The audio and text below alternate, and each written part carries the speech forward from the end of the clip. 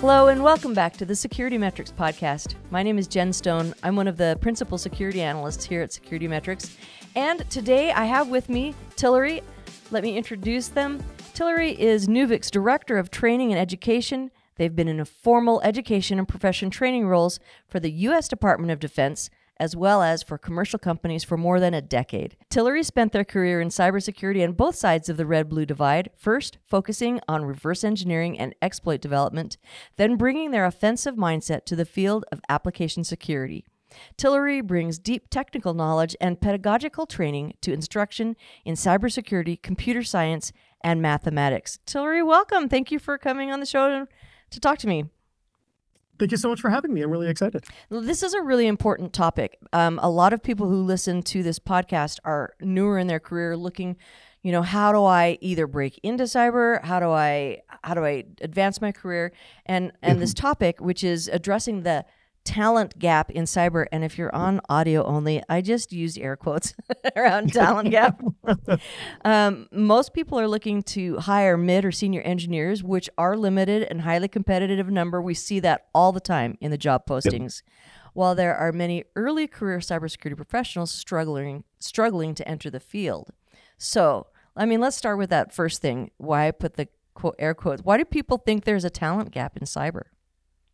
Yeah, absolutely. It's kind of a misperception around the difference between talent or the number of people out there with capability and the skills that are actually present or needed. And IC2 does a workforce study, every year. And one of the things that they've noted is there is a shortage of 4 million people with about 5.1 million kind of in the industry right now, a need for another 4 million. And a lot of that really comes down to the fact that it's not that there aren't that many people trying to get into the industry. Look at any boot camp or any kind of industry entry point. There are more than enough people to cover that. Mm-hmm. They just don't necessarily have the skills that are needed or that somebody might be looking for. And there's lots of stats around that too. We'll get to some of those a little bit later. But if organizations or just people were able to look at some of those entry-level folks, some of those people that are just trying to break into cybersecurity, either from university directly or from a transition from some other element of IT, that number would come way down. So it's not really that there's a talent gap, there's a skill gap that we're not addressing very well. Okay, so so people are posting these job postings and they're saying, no, we need somebody with these skill sets and we need this amount of experience. Why do you think they're doing that rather than looking at the lower levels? I mean, when you're trying to hire somebody with a lot of skill sets, that's expensive. Yeah, absolutely. And there's the perception, whether correct or not, and it depends on the industry a little bit, that teaching somebody to do the work is more expensive or harder than finding someone who already knows how to do it. So there's the idea that somebody coming on board as a mid or a senior already knows the job, they already have the skills.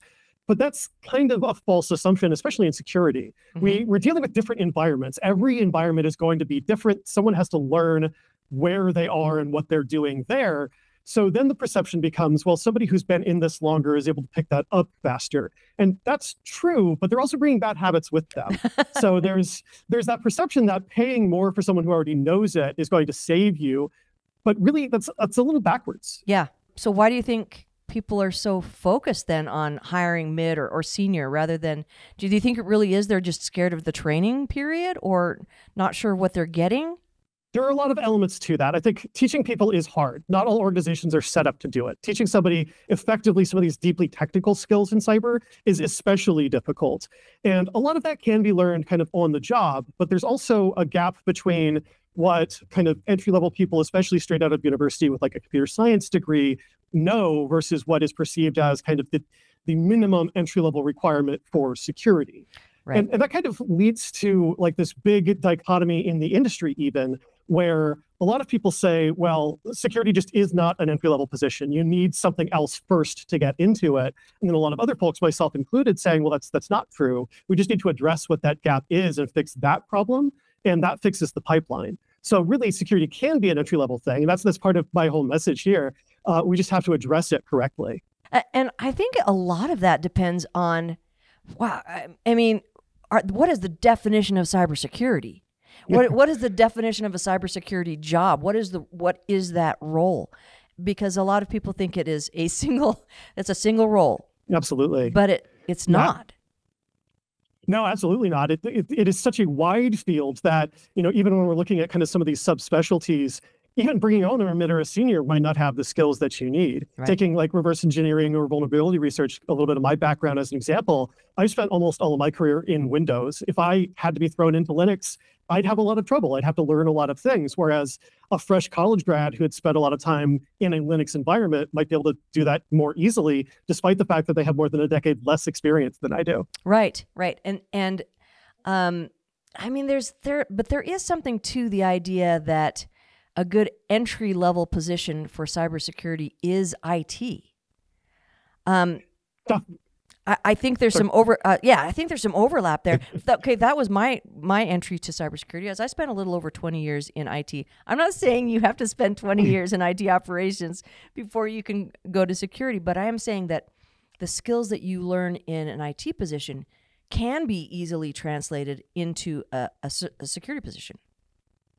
Absolutely. And that is one of the more traditional kind of paths into cyber, is to start in IT, see a gap or see interest in an area, start to learn that, and eventually make that transition. So that kind of jump from general IT to specialized security work is a very common way to get in. But when we talk about security, it's an industry made up of non-traditional starters, people coming from lots of different backgrounds. And we do ourselves a disservice, I think, when we focus so heavily on kind of that requirement that someone has 5, 10, 20 years in IT versus putting them through 10 weeks of training when they're starting out and giving them the core skills that they need. I think both of those are appropriate entry points. I don't want to go too far down the boot camp path, because that's a touchy subject in security in particular. But a lot of training up front can cover things that even 20 years of experience in IT may not give you, because 15 of that is in outdated technology. Right, exactly. The interesting thing about the cybersecurity path, when I do talk to a lot of people who are newer in their careers and looking to start, and how do I break in? Like, it's the word that I hear all the time is, how do I break in? And I think the challenge there is, a lot of people are kind of attracted to this kind of a job, but they don't even know what the job is. They don't know what it is that they're looking for. One of the things that I noticed in your bio was the red-blue phrase, and a lot of people might even not know what that is in terms of cybersecurity. Can you kind of explain that a little bit? Yeah, absolutely. And that is another area where there's just this perception of divide that may not necessarily be present. So there are lots of, we talked about already, security is a very wide field. There are lots of different pieces to it. And there's this perception that, there's a separation between folks that are doing kind of offensive security, attack things, and people who are doing defensive security. Or kind of blue teamy things. And so we have that concept of these people working against each other a little bit, but also with each other to kind of like define what security is for an organization. That also means that for somebody that's trying to get into security, that's trying to break in, as you said, like if they don't know what those positions look like, don't know what those different capabilities are, it can make it really difficult to pick a thing and go for it. And so on the kind of applicant side, or the person learning, they have to figure out where they're going. And very often we do a bad job of explaining what those things are. Yeah. I also think that there is that kind of adversarial relationship where there doesn't need to be, not everywhere, but in the community at large, we tend to see kind of a red versus blue perspective coming out of its origins in military and government cyber that can lead to people, not cross-training or not learning things from the other side. But that's actually way more valuable than just sitting in your little bucket. One of the earliest things that I tend to tell prospective candidates or people trying to get into the industry to do is understand a little bit on both sides, because understanding the attack makes it better at defending it, and understanding how defense works makes you better at targeting the weaknesses. And that kind of gap, or that separation is another place that we see a lot of kind of failure of organizations to train their people or to make sure that they're working together well. We have seen some progress there with things like purple teaming as a concept or skill sharing, and some organizations are doing it well, but largely we still have that kind of that divide or that separation, which makes it even more difficult to know how to get into the industry from the outside, for sure. Right. And so a lot of it is on the individual to maybe do some research and understand what the possibilities are, and then try to seek a path there. But then the other piece is on organizations. So, returning to that concept, maybe an organization has decided that they want to bring in someone who maybe is less experienced, does not have the skills built yet. How can you, I think taking someone and then building their career can actually make that a differentiator for an organization, right? Exactly. Yeah. One of the problems that we often see, one of the struggles, running a training team, is that a lot of companies, a lot of organizations, especially larger enterprises, think of training as a risk. They think of it as something that you're giving to a person that they can then take and leave with. You're making an employee better at the risk of losing that knowledge. And there are things that you can build up around that as an organization, as an enterprise, to protect yourself. But I also think that that's part of the problem, that perception of a person as just this asset to be used or to be wielded does a disservice to the people, and they see when an organization or an enterprise does that. The counterpoint to that is give them the training, give them things that build them up, and they'll want to stay there. They'll want to continue at the place that's making them better. Training is just one of a larger set of fringe benefits, but it's one that people really do respond well to. So that kind of perception that investing in training is a risk, I don't like to kind of go down that path. I think that a lot of organizations do that in a very negative way. And some organizations will do that. And one of the ways that I've seen it work well from a pipeline perspective is to bring someone on with kind of identified gaps or know where they are in that kind of junior space, give them training and use that as a kind of form of a retention rather than at the back end trying to pay them retention bonuses and costing more in the long run.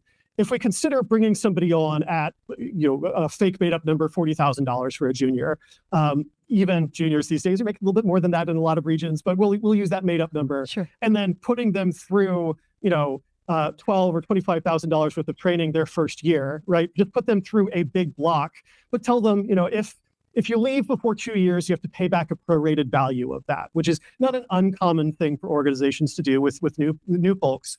That's still significantly less than that mid or that senior that might be coming in at $100,000, $150,000, $200,000 per year.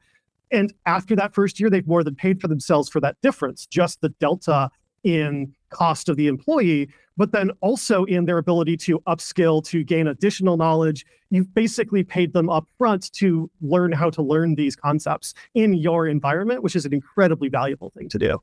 Right. And I've seen this be successful in organizations that have a plan for it. So, I mean, it's great to have the idea, well, we want to bring someone on and train them, but then what's the plan? So you bring someone on and you train them, and then they can go to this next level. First of all, do you have someone else that you can bring in? And the second of all, is there a place for them to go?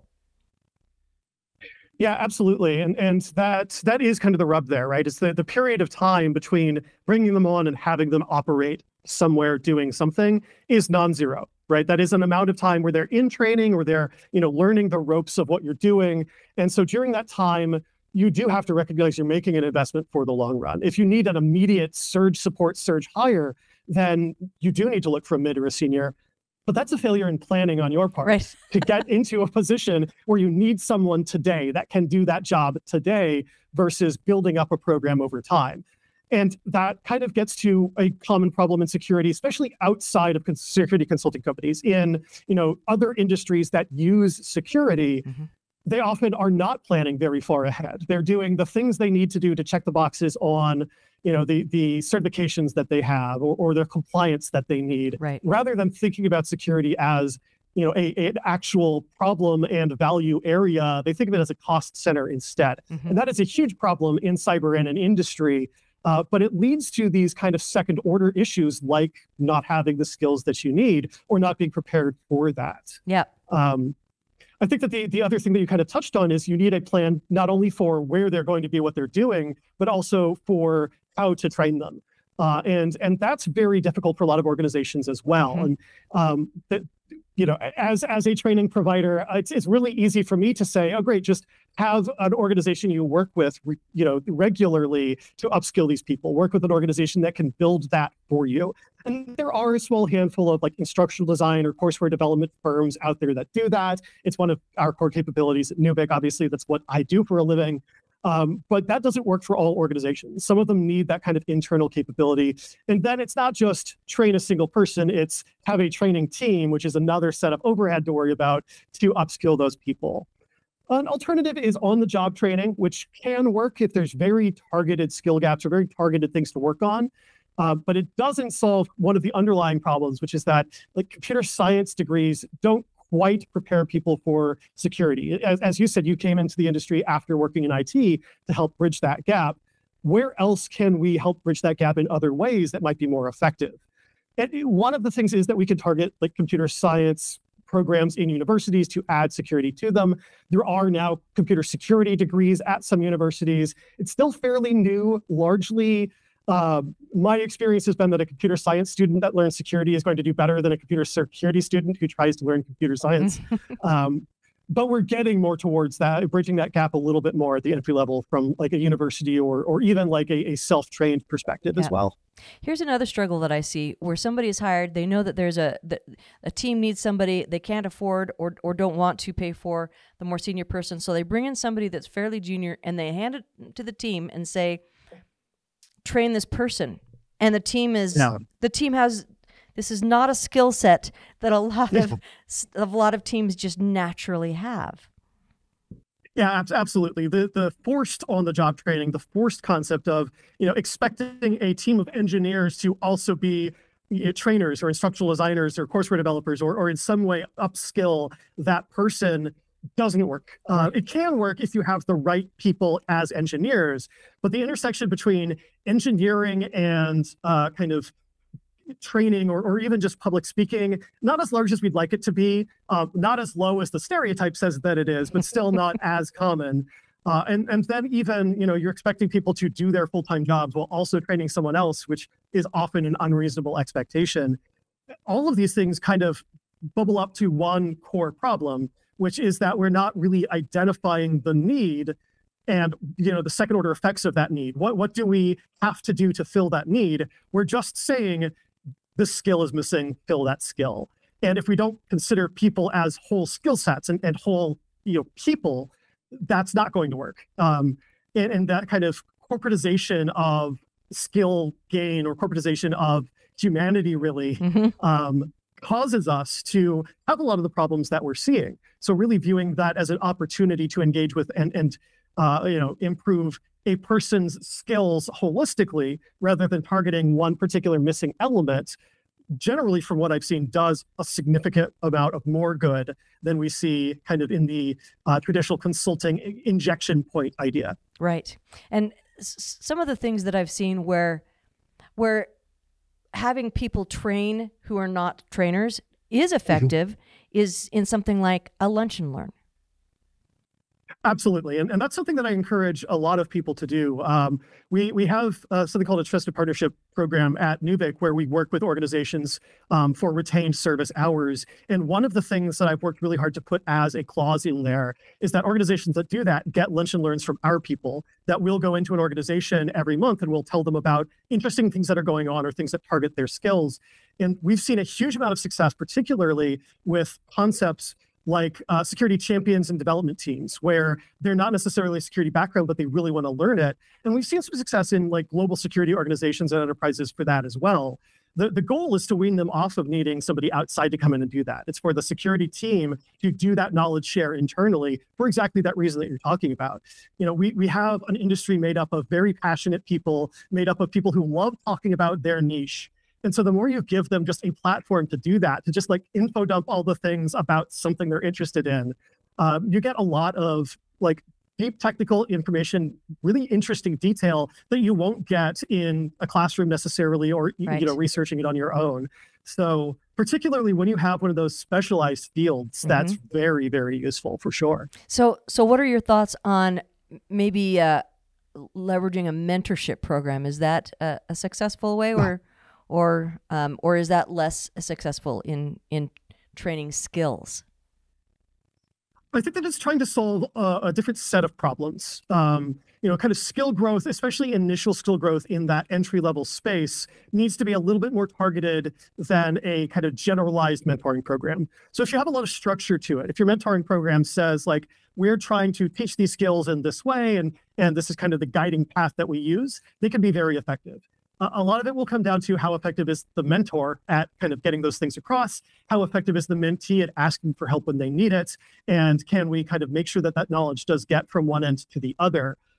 Mentoring programs tend to work very well in the middle space where we filled the initial gaps. We know that we can set them down in front of a computer and they can at least do their job a little bit. Mm-hmm. They're very good at getting you from I can do my job to I'm an expert in the field, or I'm good at this particular thing, but they tend to struggle a lot at that first step. At I know how to write a program, I know how to run a tool, but I don't necessarily know what it's doing under the hood or why we're using it. A lot of that kind of initial knowledge is a lot harder to get across in kind of a mentoring environment. So, from your perspective, let's say you have an organization, they want to bring in people who have fewer skills, less experience, and bring them along to be middle or higher advanced people in the organization. What is a successful pattern that you've seen work? The most successful pattern that I tend to see generally is, first doing some kind of gap analysis. That's the first step anytime we're doing training and education. It's where are they now? Where do we want them to be? How do we get from first principles to those kind of learning objectives that we have? And if you could do that hierarchically, kind of globally, that will set you up for success in the long run. If you have a few positions to fill, if it's not something where you have a lot of turnover or need to bring on kind of people over time, then you could do that same kind of targeted gap analysis for individuals rather than for kind of the default problem set. Somebody coming out of university has these skills, that's the default, right? But taking that gap and then targeting the skill growth that they need, looking for trainings in that space, to kind of upskill them is the most effective way I've seen in general. That said, different people do learn different ways. And so having kind of understanding what the culture for your company, for your organization is, both from a working perspective, but also from a growth perspective, can help you make sure you're bringing on people that you can effectively bridge that gap for. Another issue that we really have is people trying to solve a problem with a silver bullet, rather than identifying that there are lots of different paths for different types of people, different types of skills. But to kind of answer your underlying question, identify where they are and where they need to be, and try to bridge that with whatever learning works best for your environment or your culture. As a formal educator in my background, I think that training is very effective at that if you target it the right way, but that may not be right for every organization. Okay, and so the flip side of that, what are some gotchas that you see where people, it's not the right way to do it, and we should stop doing things in these negative ways because they're just not effective, either for the learner or for the organization? Yeah, one of those that tends to be selectively effective, but really just for people that are already kind of in that mid space or extreme self-starters, is to throw a book of documentation at them and expect them to figure out your environment. That's something where mentoring can actually be very effective. Something that's unique to your enterprise, your organization. Absolutely side saddle with that person, work with them to kind of upskill. Don't throw a book of documentation at them. And that's a very common issue that I see, especially in enterprises trying to bring a lot of people on very quickly. That's particularly a problem for development shops that are bringing on a bunch of software developers who need to train in both security and the software development area that they're working in, and coming on board in an Agile or Scrum team where they haven't written any documentation, and yet you still have to learn from the documentation. Very, very common struggle. Organizations in general, especially on the security side, tend to be bad at documenting their processes and even what their environment looks like, sometimes out of fear that that documentation will be stolen, sometimes out of a lack of time to do it. And so I think that relying on that is the number one stumbling block that I've seen. The second is assuming that a mentor can solve all of the problems. Mentors are very good at a lot of things, but as we've kind of illustrated, particularly in that initial learning, that initial gap space, they're not as effective.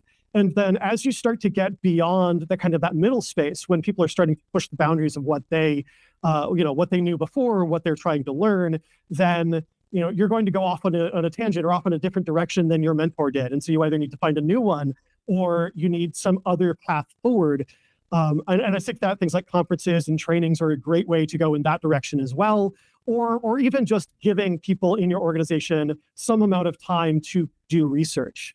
One of the other kind of failures that I often see, I hesitate to use the word failure, but I can't pull a better word right now, Okay. At organizations is acknowledging that security and computing in general is something that is constantly changing, that we need to constantly learn about, but not giving people the time or the resources to do that, expecting that they'll spend all of their time outside of work on things for work. And that has historically been kind of okay, because we're in an industry with a bunch of engineers who hyper-focus on things that, are interested in learning. That's what we do for fun. Exactly, yeah. And so many people got into this industry starting that way, especially, my background as a reverse engineer, exploit developer. All of the people, like, I learned in formal education settings. I sat down in trainings and learned it. But most of the people around me wanted to bypass protections on the games they were playing, or wanted to do something else, and that's how they got into that industry. So there are people that are going to do that outside of work, but that as an expectation means that you're putting a burden on people, that we're seeing a shift in the environment, a shift in what people consider acceptable from work, from their enterprises. Yeah. And there's a little bit, of that kind of labor movement going on in the US and in the world right now. I'm all for it personally, but it does mean that, like, on the enterprise level, if you're not giving people time to learn, then you're doing them and you a disservice, and creating a culture that might be adversarial. One of the things we talked about earlier on is that differentiation of, stop thinking of training as a cost or as a risk and start thinking of it as a retention bonus. The same thing is true of giving people time to learn on their own within kind of the workspace. People leave companies for a few reasons. Usually they're leaving managers, not jobs. But sometimes they're leaving companies just because something better comes along. And that something better can take a lot of different forms. I very rarely personally have left for money. I think in my entire career, I've changed jobs for money once.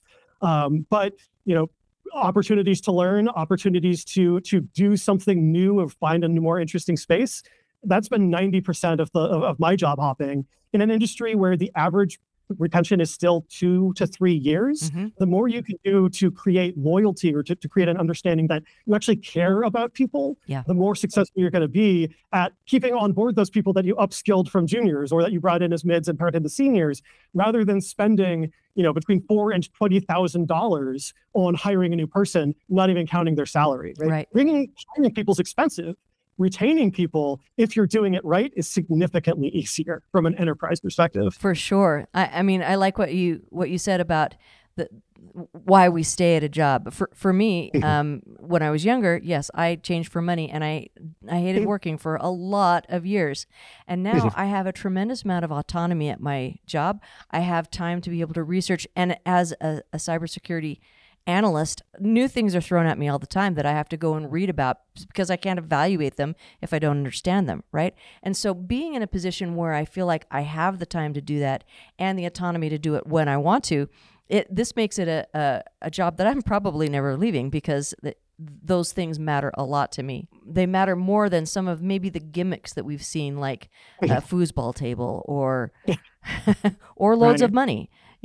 So finding a way to feel valued and supported in your work, I think is critical to helping meet those skill gaps.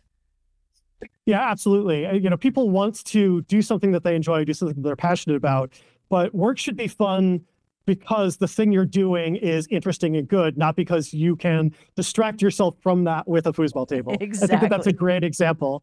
We see this kind of engineering push in the 90s and 2000s of, trying to make work not feel like work by making it feel like something else, rather than making work not feel like work because you enjoy the thing that you're doing or you feel supported in the thing that you're doing. Absolutely. And that's going to be much more effective long term. Yeah. And to kind of get back to my core message for a lot of this is, making something feel like home or feel like a thing that you could do for the long term means being set up for success in it, not necessarily not being set up for failure, because I can coast forever, but coasting isn't what I'm looking for. It's not what especially some of the high performers are looking for, are the Coasting people is that are not going to fun. be the most effective. Exactly.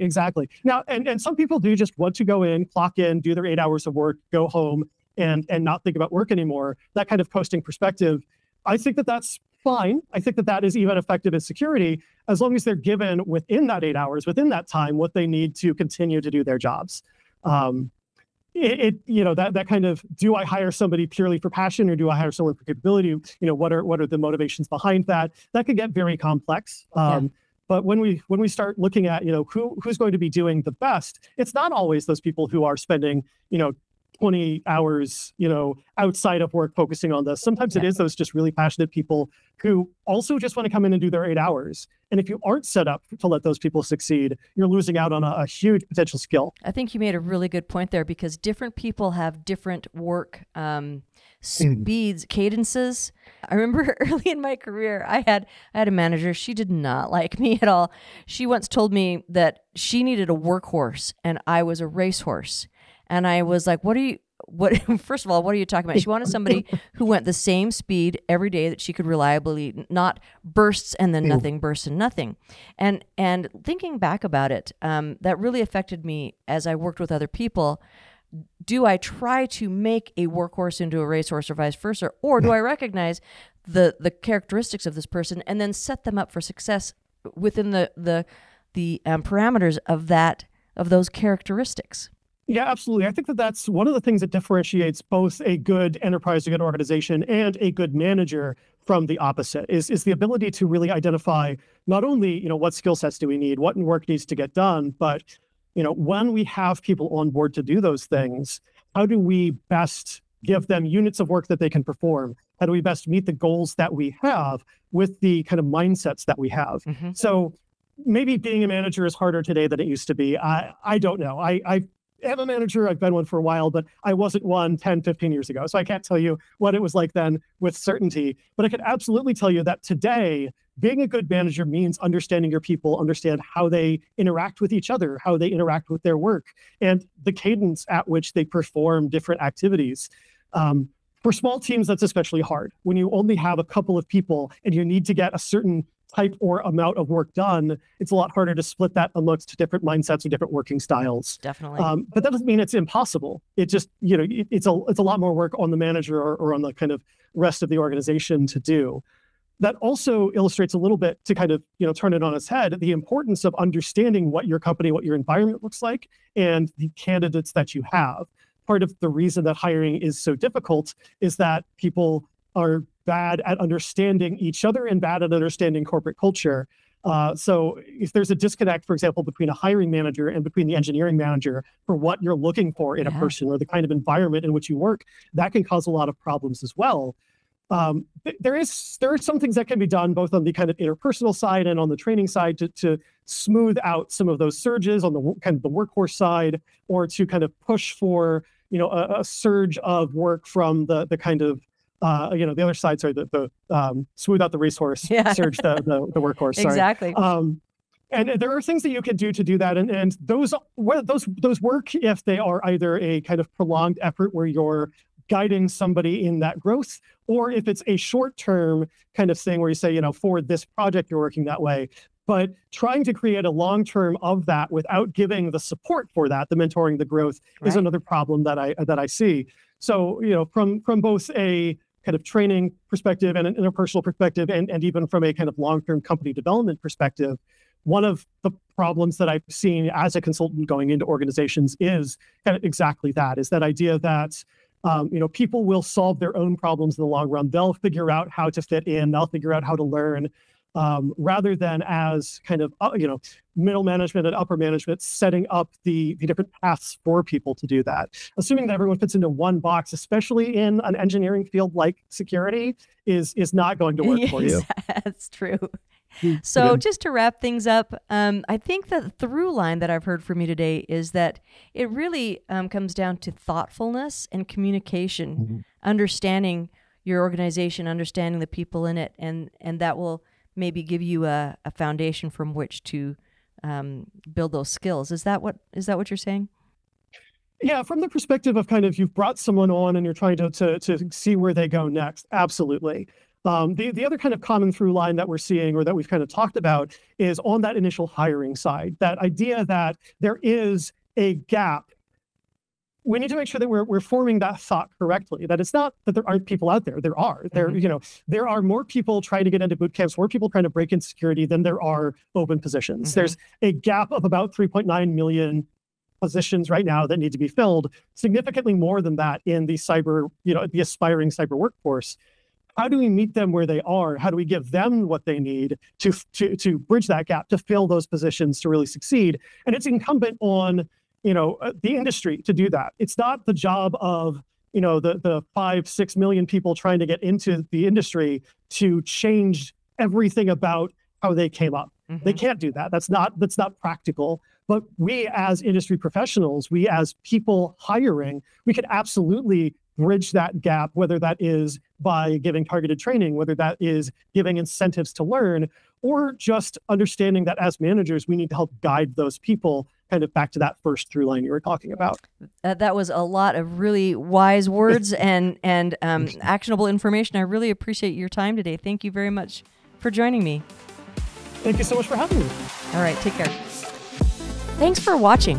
To watch more episodes of SecurityMetrics Podcast, click on the box on the left. If you prefer to listen to this podcast, it's available on all your favorite podcast platforms. See you on the slopes.